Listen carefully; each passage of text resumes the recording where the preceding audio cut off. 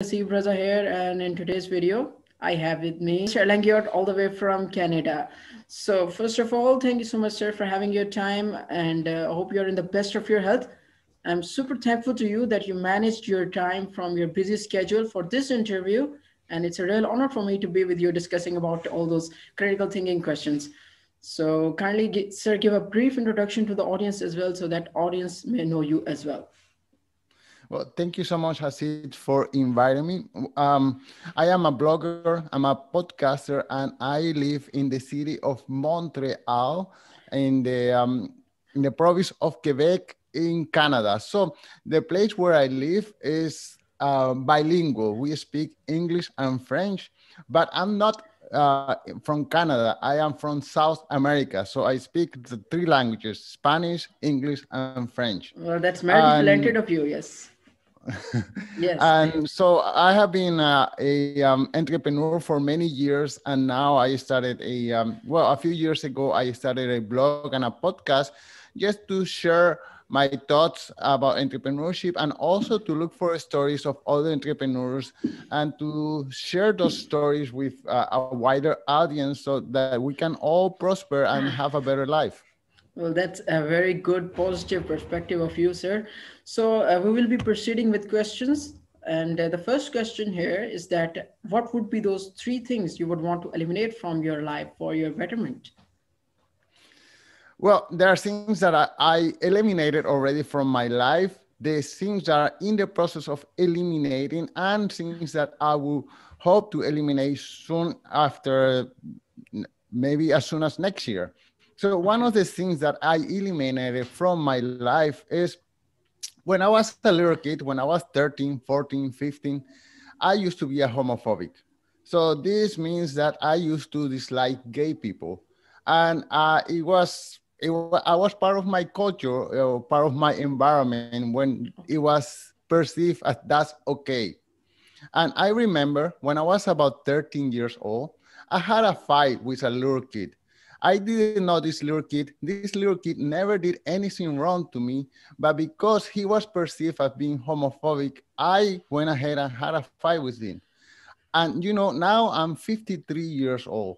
And one of my wishes is that I could meet this person and look him in the eye and say, hey, I'm sorry. I didn't know what I was doing. I didn't know who I was. Well, I that's was a pretty humble of victim. you, yes.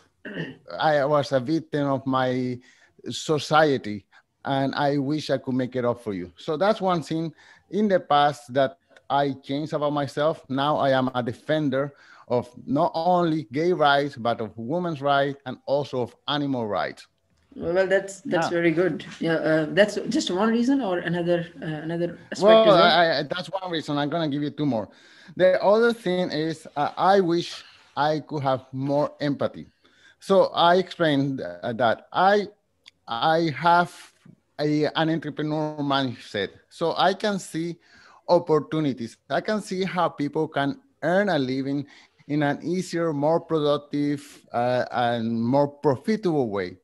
But this is a gift that I have that not so many people have. So many times I see a person struggling and my inner mind goes into criticism mode because I can see the things that they can do to improve themselves. Okay. So I lack empathy.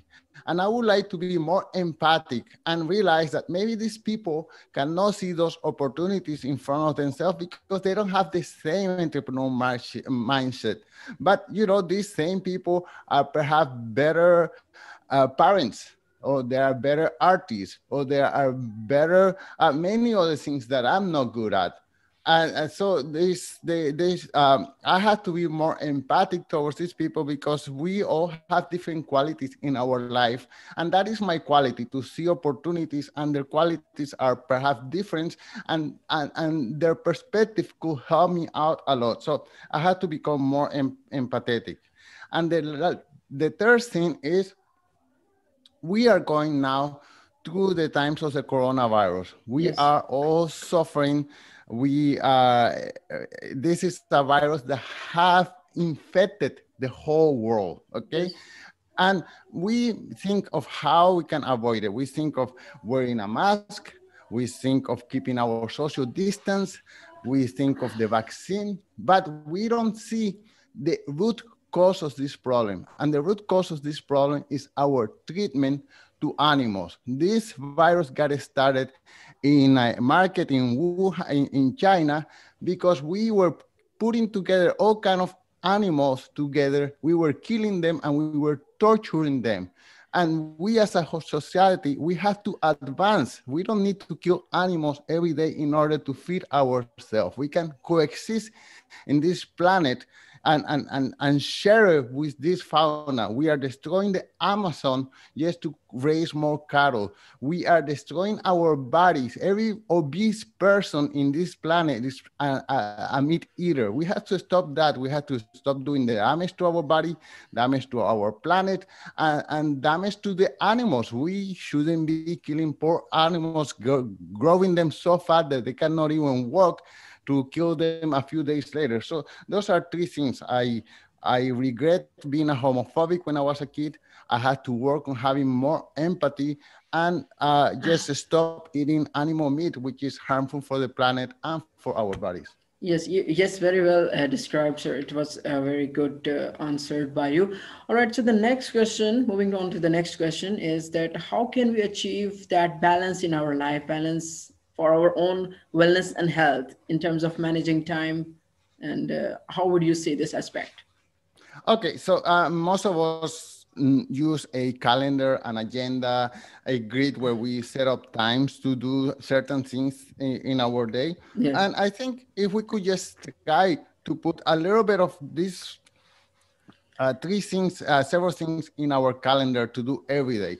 So, of course, we all need to work to earn a living, okay? But not let work consume you 24 hours a day. It's better to earn less money and to have a life than to have lots of money and not to have a life. So, yes, of course, we have to have work in our schedule, but also a little bit of time to self-educate ourselves. If we could put away 30 minutes of our day to read no matter what, literature, history, current events, whatever. But if you feed your mind with information every day, eventually your subconscious will sort out that information and you will have better ideas coming up.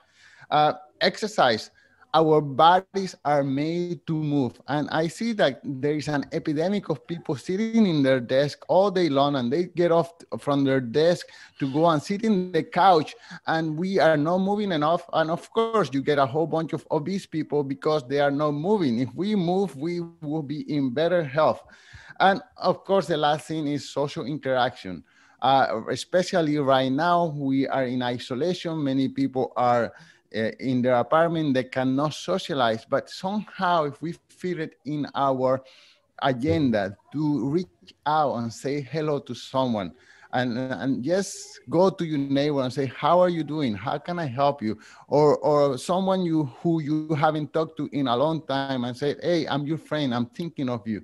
So those are things that if you put them all in your agenda, you will have a better health, wellness, mental health, physical health, and you will earn more money. Well, there is a problem, sir, actually, that we are giving more time to our professional life than to our family and friends. So, how will you see this aspect in terms of balancing the time for our professional life and the family, most importantly? Because most of us are too busy in this busy world that they just want to earn money and just look at the professional lives and they don't just give time to family. So, how will you see Okay, this? well, of course, we have to set our priorities. Why? Uh, I think of the person who earns a lot of money because they want to have a fancy car to impress their friends and family. But to earn that fancy car, you have to spend time away from your friends and family. So you are defeating the purpose. And you can see the guy who doesn't have a fancy car, who has a lot of friends and family, and that person is actually better off. So you have to in that case, if we are working too much, work a little bit less and go to the coffee shop and spend time with a friend, buy a coffee. I don't know how much is a coffee in Pakistan, but it could be here is $2, $3 and spend some time with a friend. That is more valuable than having more money in your bank account. Well, yes, that's a point as well.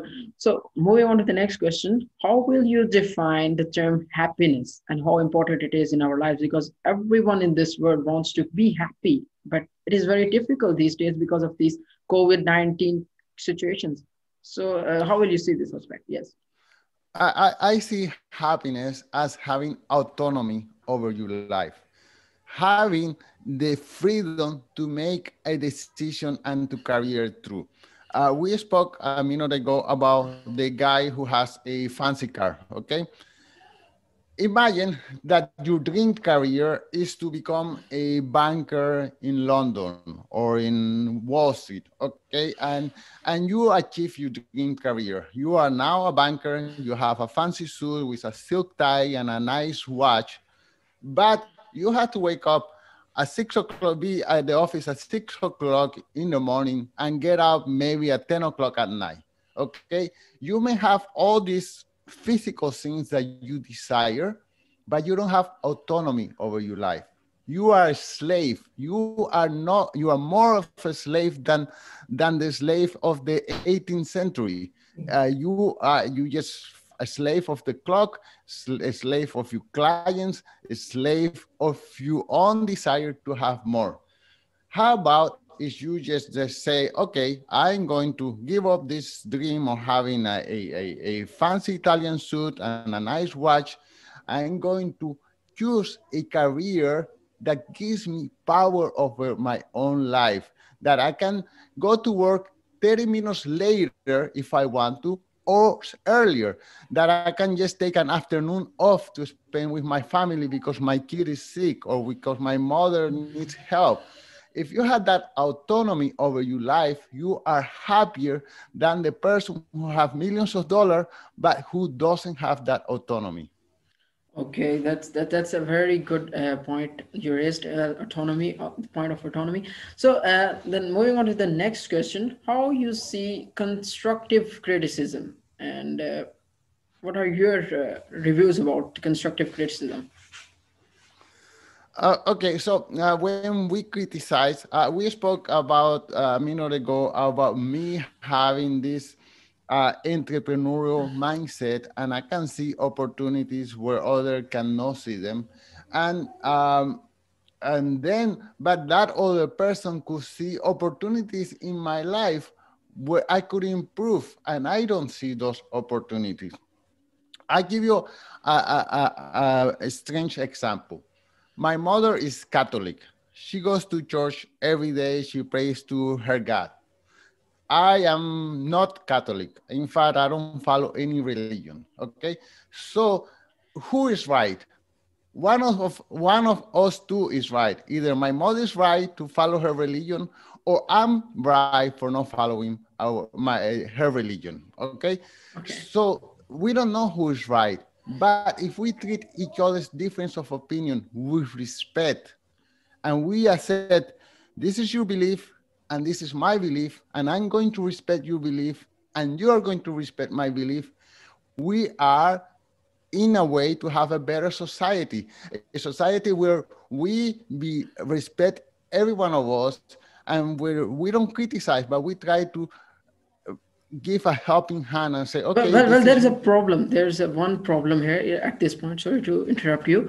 The okay, sure. problem is that we think that other people first respect our opinion, then we will respect in turn. We should Right. be not doing this thing. I mean, we must be respecting, irrespective of other opinion, irrespective of other respecting us back. So that's the point. That's the main thing, because that's the reason why this is all the criticism is raised. So how will you see this? I mean, Well, doing we that had to first, be, be the first comer. Yes. yeah, we had to, with humbleness, respect other opinions first. And if they don't respect our opinion, then that's the room that it has to grow. Yes. So, you know, I don't know. Let's say you like rock and roll music, and I don't like. Okay, I have to Okay. accept that you like Well, rock I and roll. have to first accept this that you don't like music. So that just I have to start accepting first. I have to start myself accepting others' opinion. Then others will follow, and that's Yes, the thing yes, people must ex- learn. Yes. yes, exactly, exactly. You're completely right. Yes, perfect. We start with our own. We have no control of the other people, but hopefully our example will allow them to grow as well. Okay. Okay. That's a very good answer as well. So the next question, moving on to the next question, that how can we support a person who is being alone and uncertain due to some social and some psychological factors? Then how can we motivate that kind of a person? Um, okay, so let's continue talking. We are in this horrible situation, which is the coronavirus, Yes. and the only way that we can support other people is just by reaching out and say hello. I sent a few messages last night, and I said, "Hey, I have nothing in particular to say to you. I just want to say hello. How are you doing? You know, I haven't talked to you for a long time. I hope you're doing okay." And maybe many of these messages go unheard. Many people maybe don't need to hear them because they have a busy life. They have to cook for the kids or finish their work. But what if one of those messages reaches a lonely person, a person who says, "Wow, no one has said hello to me in a week, and now I get this." And someone say hello to me. Someone is thinking of me. That person, and it happens last night. I sent several messages, and one person decides to reach back and say, "Hey, nice talking to you."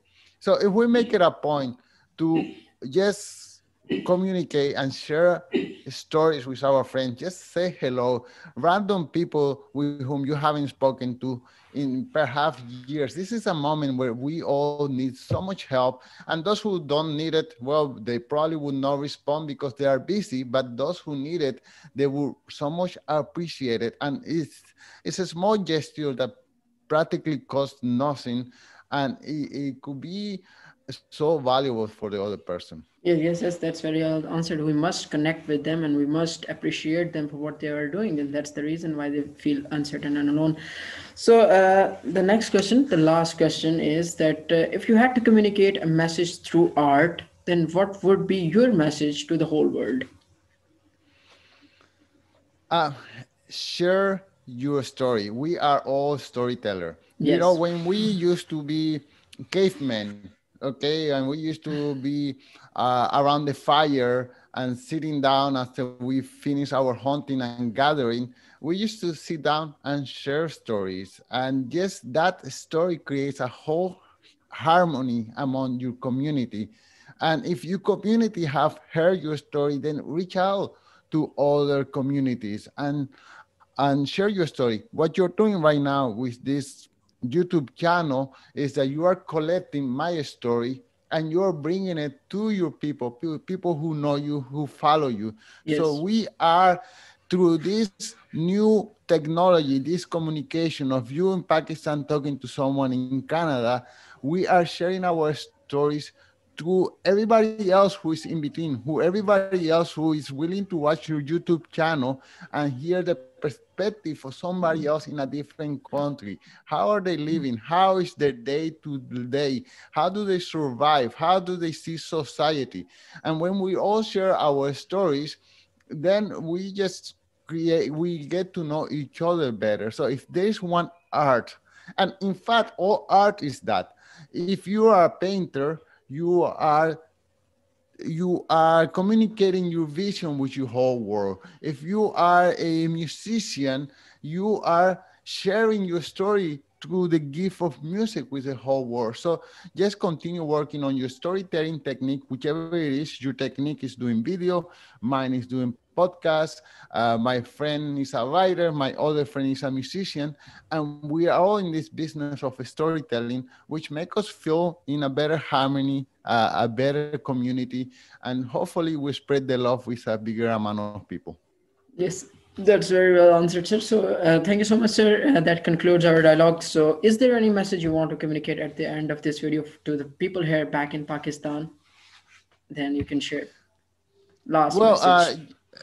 yes, reach out and help us someone. We just need help. We be understanding of each other's differences. When we are part of the same culture, we try to look at other people as the different, as they are different, and we create this barrier. But like right now, you are breaching over the wall and communicating with a stranger. If all of us try to communicate with a stranger, this work can continue to prosper. I'm so grateful that you gave me this opportunity. So it's a real pleasure for me to be with you discussing all those questions, and lots of love and support from Pakistan to Canada.